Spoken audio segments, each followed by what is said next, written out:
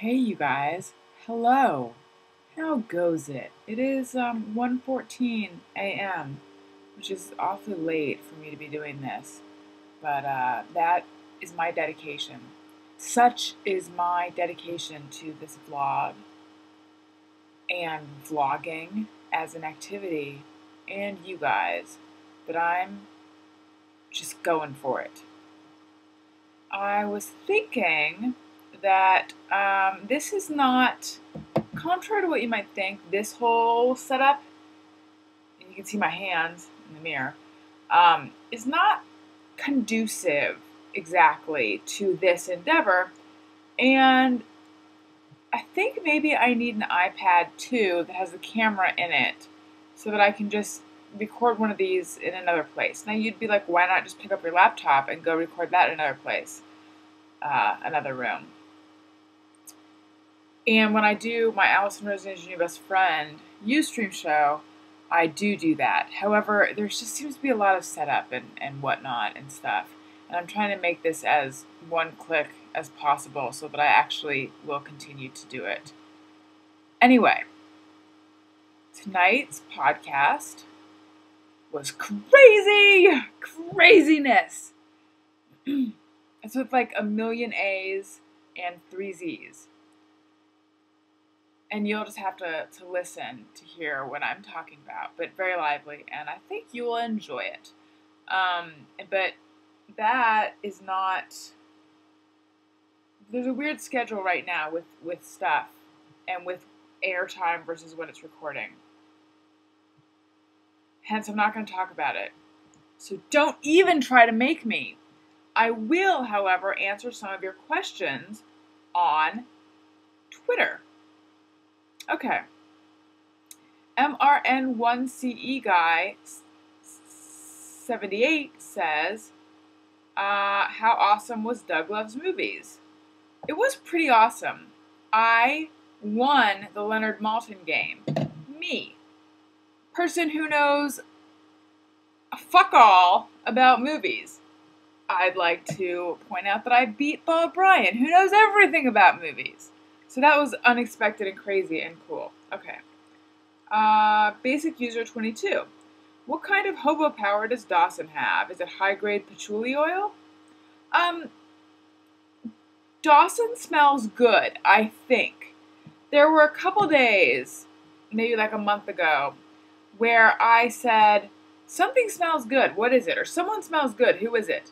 And I couldn't match the scent to the person, but both times Dawson happened to be near me, and then he wondered if I was talking about him. So I may have been, but no, it's not patchouli. It's not patchouli. I don't know what it is. Chris Kennedy 123.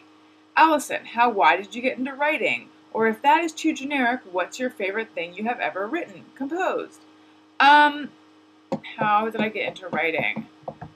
Well, in high school, because I took driver's ed not at the school, I ended up having an extra period in my schedule my junior year. And my friend was the editor of the school paper, and normally you had to take journalism to be on the paper. But because she knew, well, I was going to say because she knew I was a writer, but I wasn't really a writer at that point. But I was obviously someone who had some writing talent, let's say. She got them to waive that prerequisite, and then I was on the student paper.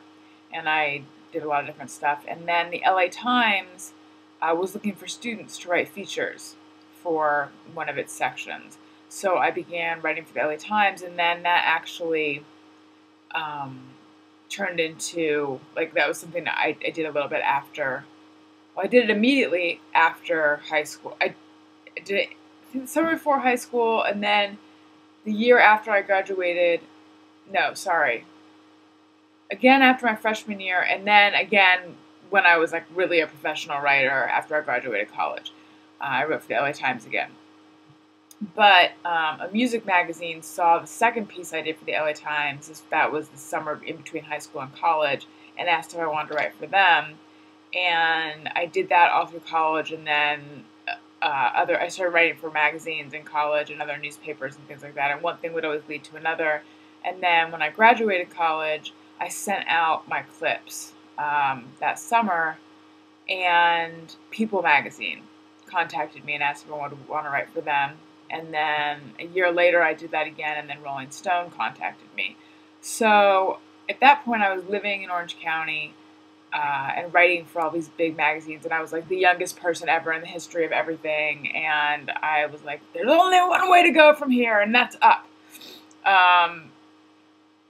Not realizing that it just was more complicated than I thought, but it was still very cool. You know what, this is going to be super long, like too long for a vlog if I go into the whole thing with my writing.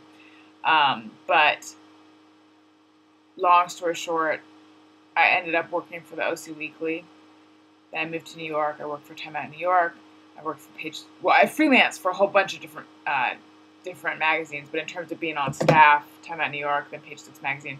When I was at Time Out New York, though, I started going on television, and then one led to another, and now I'm here, vlogging. Favorite thing I've written?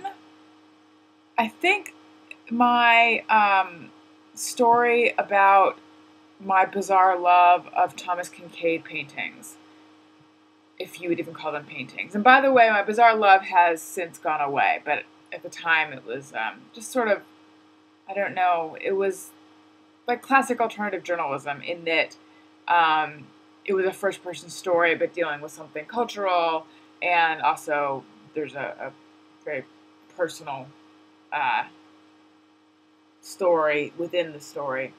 So, and I won an award for that, and I got some attention for that story. But I think to this day, that might be my favorite thing I've written, or one of my favorite things I've written. And I'm realizing if I mention other stories, I should link to them, which I'm probably not going to. So if you want to read it, though, if you go to my blog, AlisonRosen.com, on the front page, I think I linked to that story.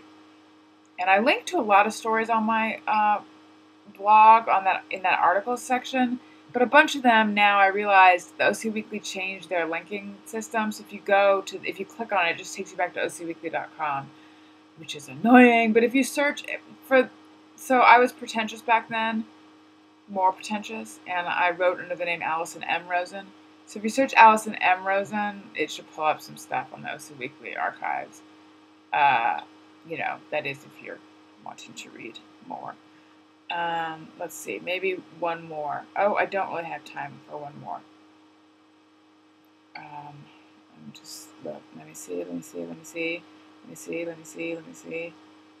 see. Oh, Sloth is Legend. What's the weirdest show you ever played with your band? Follow-up, did you ever get too drunk to play? No, I never did.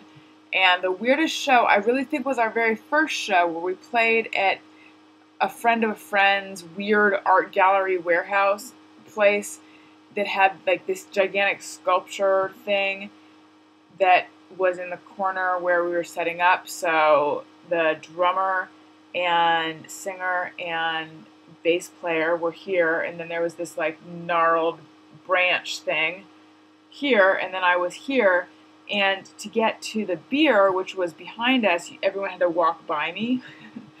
So I was sitting there playing, and people were walking by, talking to us and commenting and stuff. And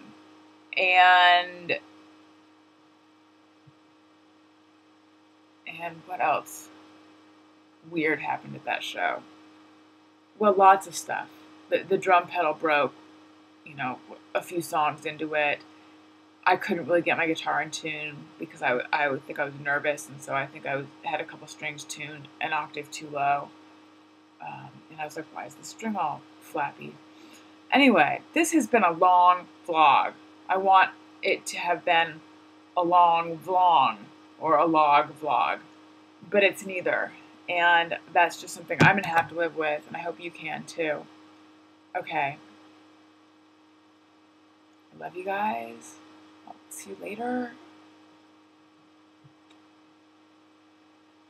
I'm still here. Now I'm going. Okay, here